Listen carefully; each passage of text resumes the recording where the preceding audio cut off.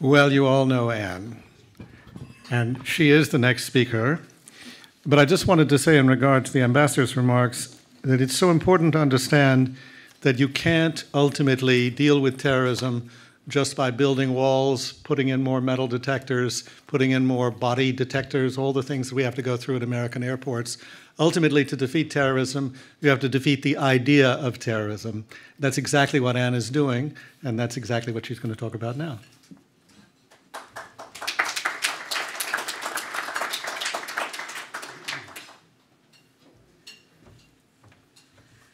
Thank you, Jill and Ambassador and Chris, for so many remarks that go right to the heart of the matter. And indeed, the program that we're doing, Breaking the ISIS Brand, is going after the idea. But when we really think about the end to terrorism, a number of political leaders have said we can't shoot our way out of this. We can't kill our way out of this.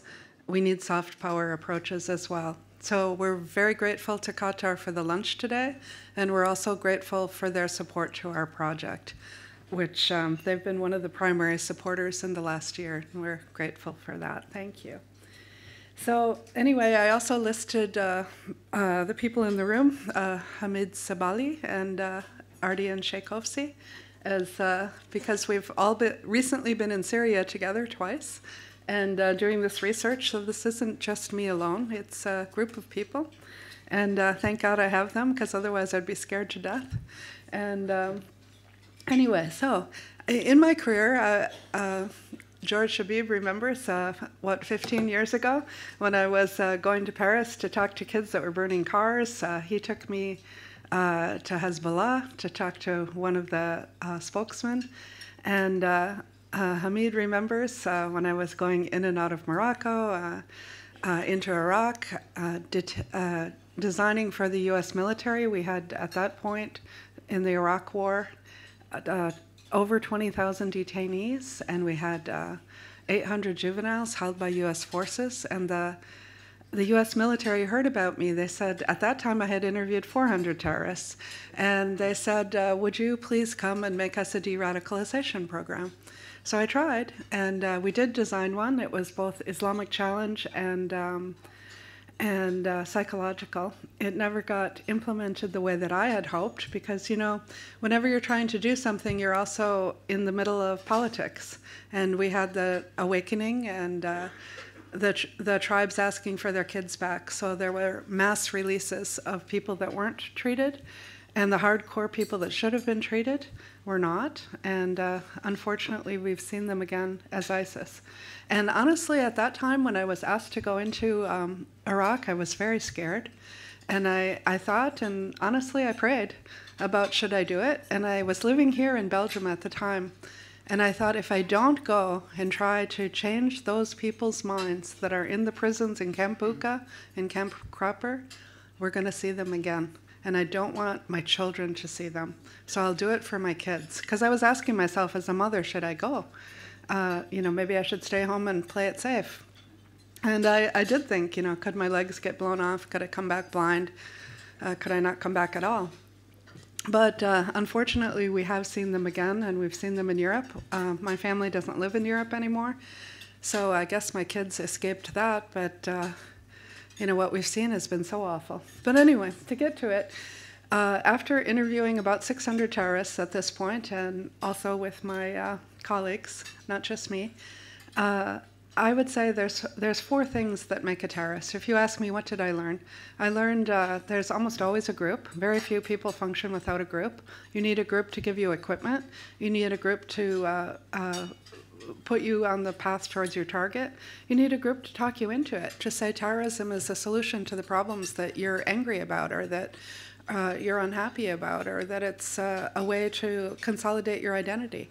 And groups form ideologies, and most people won't jump over the moral barrier of trying to kill another innocent. So, you know, somebody's not going to bring a machine gun in here and kill all of us unless they get convinced that this is something good. And terrorist groups develop ideologies that say, so ISIS and Al-Qaeda say, Muslims are under attack, Islam itself is under attack, Islamic lands are under attack. We have to fight back, and we have to go to extraordinary measures. And we can kill innocents because they kill our innocents. It's defensive jihad. But we have other terrorist groups that argue completely different, but in some ways exactly the same. So abortion clinic terrorists will say, oh, unborn babies are being killed, so you have a right to take a gun and stand outside of an abortion clinic and shoot that doctor because he's a killer. And so you see that they jump you over a moral barrier through their ideology. So you have a group, an ideology, and then you have some kind of social network that tells you, indeed, you're right. You should do this. Because most of us, we look around and we say, what do you think, Beatrice? Should I do this? Is this the right thing to wear today? We compare notes, right? And nowadays, if you have a phone, you have a social network. So you can have guys in Raqqa, you can have guys in Mosul, and you can be the sole one in Brussels, but you have a group, and they're all telling you, this is a good idea, you should do this, you'll be a hero. And that's really frightening, how quickly a group can form around a vulnerable individual. And then you have what's inside the individual. And in conflict zones, we know that usually the motivations and the vulnerabilities have a lot to do with revenge, a feeling of occupation, trauma, wanting to exit from this life because there's just too much trauma surrounding them, and wanting to hurt the other side. In non-conflict zones, although when we look in some of our cities, and my cities included, some of them are conflict zones. We like to think we live in non-conflict zones, but it's not always true. And some families can be conflict zones. But generally, when we look at places like Western Europe, US, Canada, where these 40,000 people came from, well, not all 40,000, but a great number, 5,000 from Europe that went to ISIS, why would they go? As Jill was asking, why would they leave Europe and go to hell? Why would they do this? And it has to do with what's inside of themselves. Are they so bored they want an adventure? Do they feel discriminated and someone came and said to them, I have some place that's all-inclusive where you'll have an important purpose, significance, dignity, a job, a wife? Did they come and say, you can live an Islamic life here?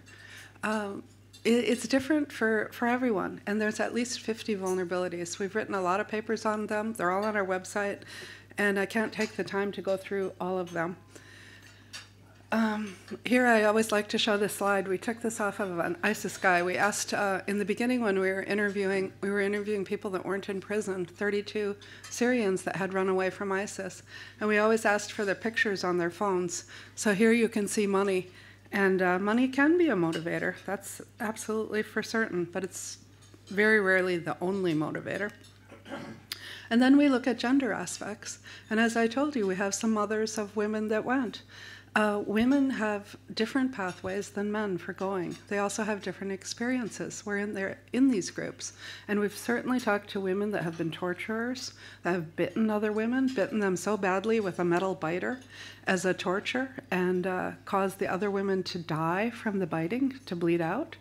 But then we have women that were just falling in love, getting married, thinking I'm going to help build this caliphate, not having any violent intentions, and completely horrified when they got into a place that was where the promises weren't delivered. And we're going to hear from some of those women on video today.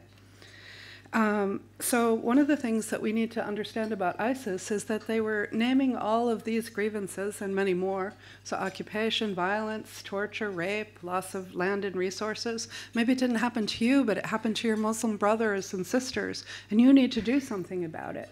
Corruption, sectarian fighting, maybe you're feeling marginalized and discriminated, maybe you're frustrated, and then answers. I have dignity, I have belonging, significance, purpose, opportunity, Islamic ideals. I'm building a caliphate, and you can be part of it. It starts to sound seductive, doesn't it? And as Jill was telling us, they were so good in their filming and what they put on social media. And a lot of people credit ISIS with being really good at filming, but we have to remember Hamas, Hezbollah, they had video games for children. They had films too, but they didn't have social media. And ISIS came at the right time for them. And what they could do is they could send all this out at the push of a button. They didn't have to be Osama bin Laden who makes a cassette and, you know, has it delivered to Al Jazeera and hopes that they'll play it. They just push a button and boom, it's out there. It's on Facebook, it's on Twitter, and they get force multipliers to, you know, retweet, so it goes out to literally billions of people. And then they could wait and see. Did you like my tweet? Did you like it? Would you like to come? Do you need a girlfriend? How about you? Maybe things are not so good at home and you'd like to come and join. Maybe you need money. Would you like to come? And anybody that liked or retweeted or shared or wrote comments on their propaganda materials, they personally contacted them. So imagine that. You know, when you talk about strategic communications, we wish that our center was able to do that. We wish that when we put our films out and people comment and say pro-ISIS things, that we could get in a discussion with them. But we don't have the staff and the resources yet for that. But we should have it. Because we should fight them the same as they fight us, which is what they say, actually. And but anyway, a few years back, I was sitting with my government, and we decided ISIS was so prolific and so successful on the internet, could we take some of the interviews that I was doing and make them into videos, because in the past I never video interviewed. Could we get a video, and then could we chop it down to the most damning and denouncing aspects of the experiences in ISIS and create counter-narratives? And when I first talked about doing this, I said, there's no way I can't get an ISIS interview. Well, that proved to not be true, because we now have 101 ISIS interviews, and we have 16 of al-Shabaab. We've managed to get in. I always say, I guess I'm a good terrorist hunter. And the videos we've made 79 videos. There's over 100 in process right now. And that's thanks to your government that has been very kind and generous with helping us to put our project on steroids. Thank you to Qatar for that. And everything that we do, our model is we try to get ourselves paid, but then everything we do is put out there for free. So you can use it. Anybody can use it. And you're going to hear from some people that are using our materials. And we try to put them in multiple languages. Again, we're a small center. We hope to grow so we can have subtitlers just go boom, boom, boom every time we make a video. But ISIS is recruiting in 25 languages. So we're trying to fight them in 25 languages. So here's a picture of our YouTube channel. Every video, of course, gets subtitled in English first. Then we try for French, Albanian, Russian, Arabic subtitles, Malay, Uzbek, doesn't matter. Wherever ISIS is reaching people, we try to use those same languages.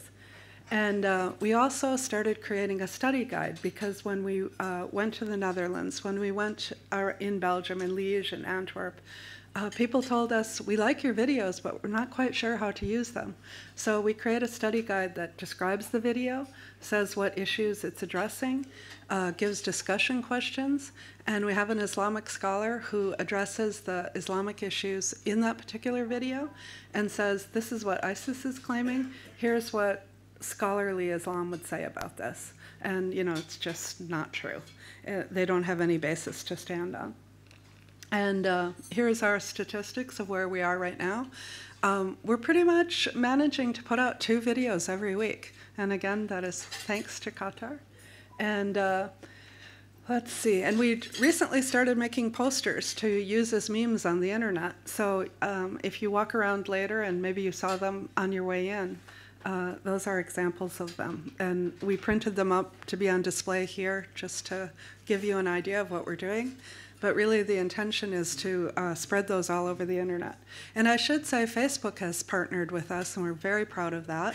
So they allow us to do campaigns over the world. We're running, I think, 60 campaigns right now. Dr. Sheikovsky runs those. And there's one running in Belgium right now. There's one running in Netherlands right now. There's one running in France, Iraq. And they're throwing these videos out to people that may be vulnerable. So these are our country partners. And the ones here, Kenya, North Syria, Rojava, Iraq, Kosovo, Albania, have been trusting enough to us to let us in their prisons to talk to the ISIS prisoners that are willing to talk to us.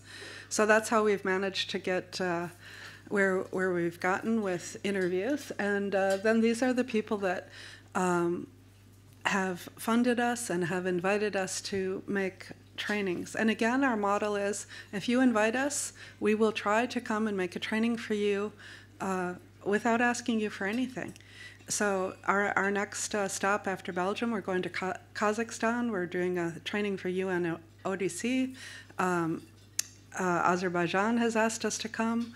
Somalia has asked us to come, and we try to go wherever we're asked and do as much good as we can. So these are some of the countries where we've given trainings. And then we know that these videos work for face-to-face interventions. I wish I had Omar Mulbukas here. He's a prevent counselor, and he told us, I was working with a 13-year-old, and this was when Raqqa was still held by ISIS. And he said, this 13-year-old came for counseling sessions, and I was so afraid because his third session, every time he was saying, I'm going to Raqqa. And he said, I was sure he was going to go. I thought maybe I won't see him the next session. And what should I do? And he said, I suddenly remembered you had made this video of a Cubs of the Caliphate. So I turned it on for him in the third session. And the kid, you know, he's a little thug. He said, is that for real? And Omar said, yeah, that's for real. And that's a real person.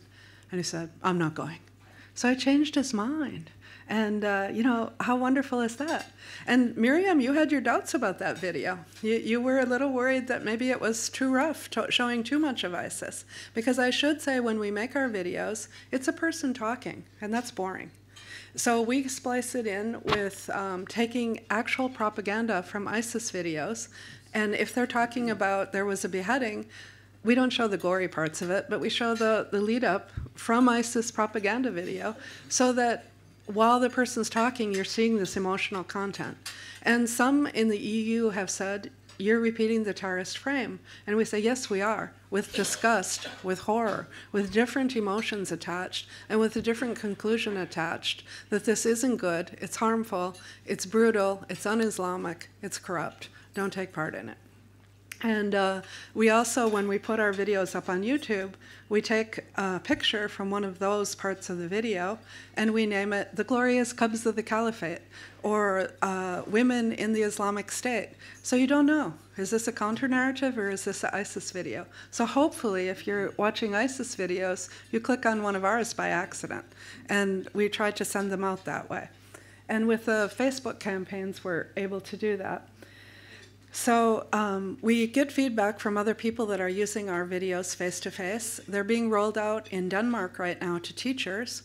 And we just recently talked to Gert about maybe possibly doing that in Belgium, which would be wonderful. For me, I think all kids should be exposed to virulent ideologies and inoculated against them at a young age, because they are going to run into them.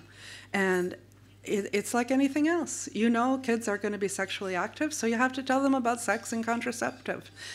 You know that they're going to be exposed to drugs and alcohol, so you have to tell them. Well, it's the same thing with ISIS, Al-Qaeda, Al-Shabaab, the rest of them. They're going to run into it on the internet. If we think they're not going to, we're fools, and we have to inoculate them against it. So we also do many Facebook campaigns, and we write up our results about them. We try to keep up with ourselves in terms of data. A lot of people have said you're quite prolific in your writing. We always feel like we're way behind, but everything's on our website. It's free, and it describes how a campaign went. In one of our Iraq campaigns, we got over 1 million views of one video, and we were quite happy with that. And then, of course, we look at the comments. So we're always looking at the metrics and trying to figure out what works and what's engaging and that sort of thing.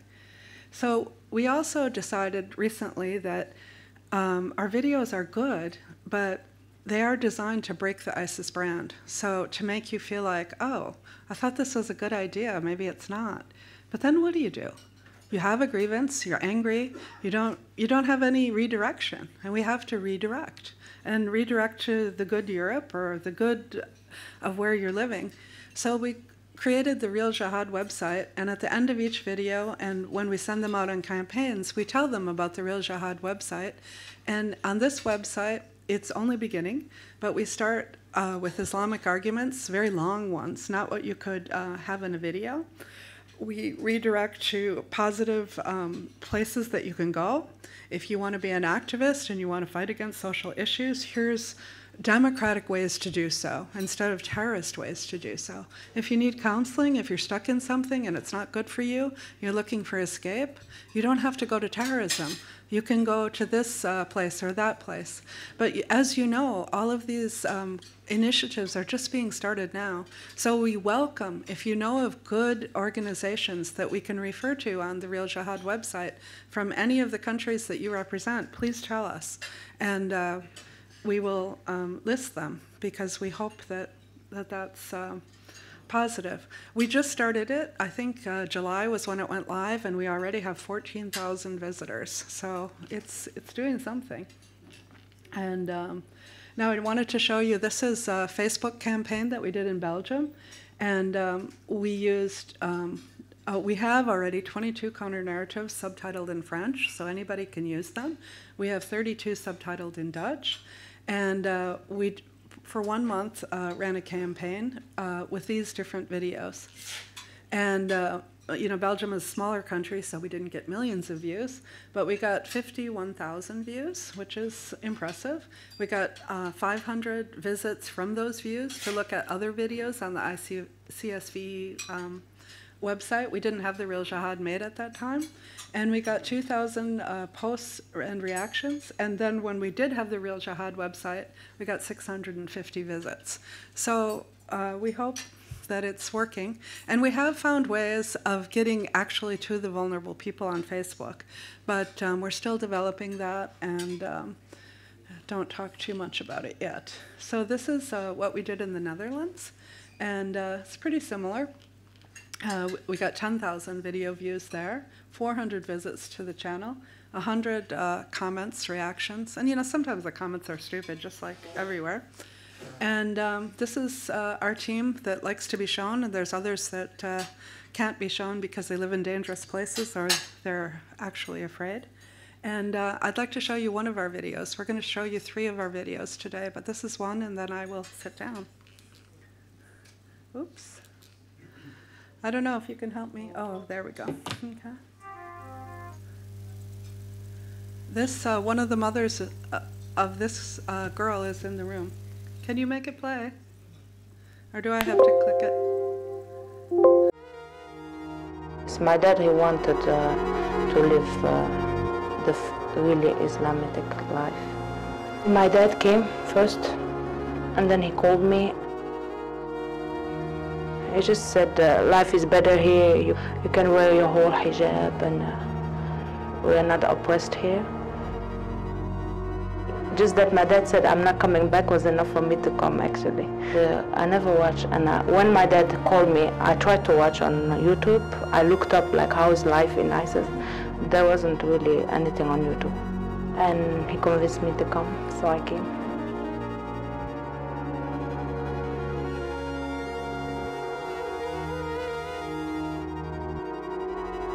They entered me in a pickup, and they took me to a woman's house in Babli Monastery for a week, and then they take me to Raqqa. The Raqqa is like a big house full of women. I told them I have my dad here, and they went up, looked up for him, and they brought him.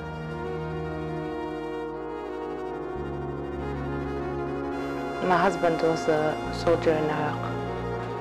When we got married, he went 3 times, and then he stopped going. He didn't like it anymore. He didn't like the way ISIS thinks. They have a problem in their religion, how they do stuff. Mostly they punish with death. It's the most common punishment. And after mostly 3 months of marriage, I got pregnant. He stopped going to work, and then we tried to get out of ISIS. But so many things happened. It's very difficult to get out. We're gonna cross the border. We went to the last point of last town.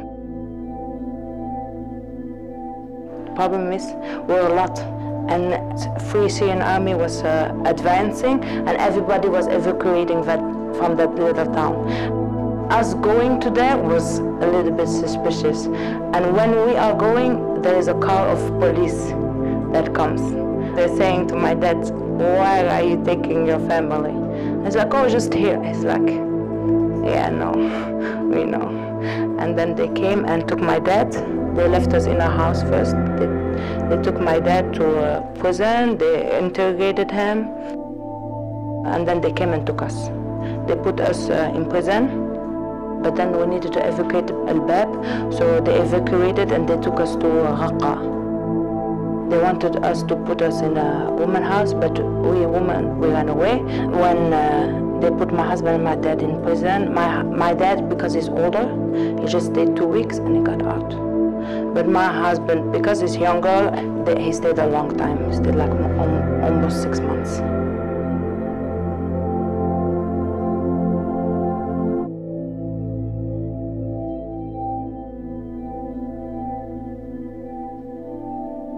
So my dad was like, "Yeah, no, I'm not staying here, let's go." So we started walking, and then they started shooting on us. They started shooting on us. They killed all the men. He died in front of me. I got a bullet in my back and a bullet other places. They came and interrogated me, like, "Why do you want to go? You should fear God." And I just said, "Yeah, a big mistake, just playing the game with them."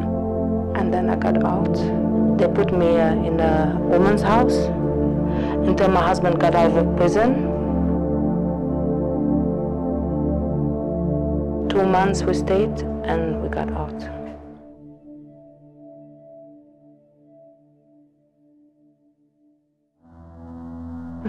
Of course it's hard. You want freedom.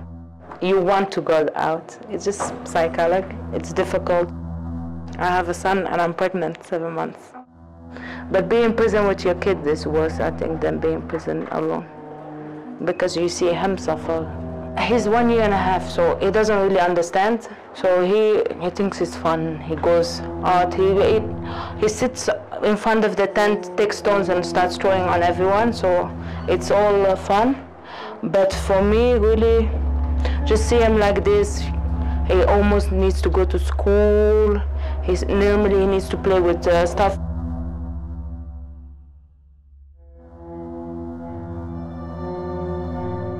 They can say it's Islam, but it's not really. No, they're bad Muslims. They're not Muslims. Don't even call them Muslims, please. That just gives a bad name to Muslims. When you go to Syria, they hate us. Yeah, they hate them. They hate ISIS.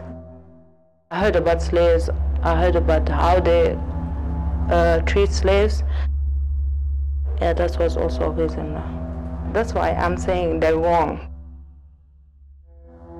Because how they treat slaves was not on the Islamic way of treating slaves.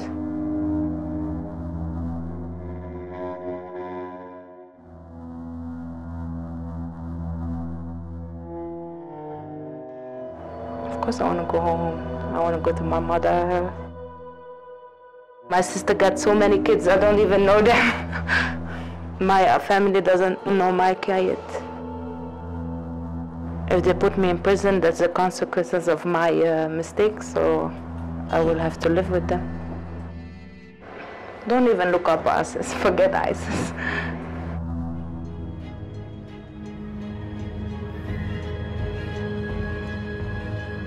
I have to say, speaking to the women we spoke to in Camp Rouge, all of the women that we could from Belgium, and I have to say I didn't feel that any of them were dangerous. They didn't, they could be lying, but they didn't seem to have any battle or policing experience. They hadn't, if they're telling the truth, really taken on the ideology of ISIS, and they were quite shocked when they got there. And now they're sitting with little children in a camp. And I don't know how you feel, but I don't like to see children detained, imprisoned, and it's something we really need to think about. For her, I was very disturbed to think that she's going to have a baby in a camp. Her baby is now 1 month old. So it's a social issue. We have to decide, are we taking these people back? And with the women and the children under 10, we really need to think. But that's another issue. Thank you so much.